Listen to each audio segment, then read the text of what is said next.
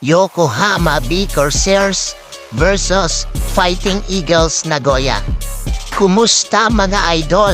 Please subscribe, like, comment, and share. First 5 ang ating pambato na si Kai Sotto. Unang puntos, manggagaling sa ating pambato. Swabing-swabe ang galaw ni Kai Sotto. Binangga niya ang defender para mapatras at nalibre ang tira, pasok ang 2 points. Sinundan pa ni Kai Sotto ng isang floater. Sablay ang layup ni Kawamura.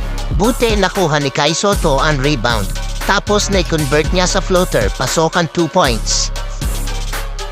Ang ganda ng cut ni Kai Sotto sa gitna, kaya nalibre siya, 200 dunk. End of first quarter. Lamang ng isa ang Yokohama, 24-22. Ito nga lang yung ayaw natin, na foul trouble si Kai Sotto. Nakuha niya ang pangalawang foul sa second quarter. Kaya inilabas muna siya.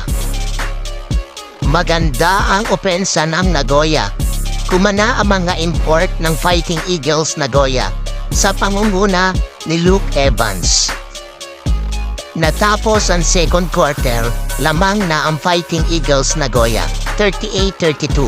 Ito yung magandang cut ni Kai Sotto sa third quarter. Apasok niya ang double-handed dunk.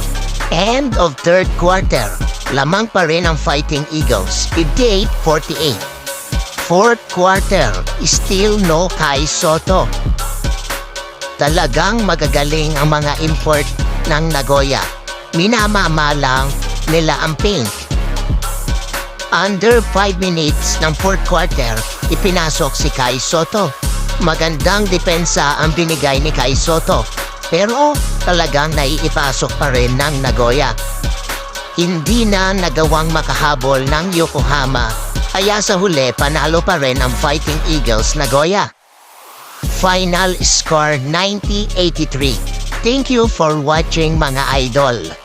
Gumawa si Kai Sotto ng 7 points, 2 rebounds at 3 blocks.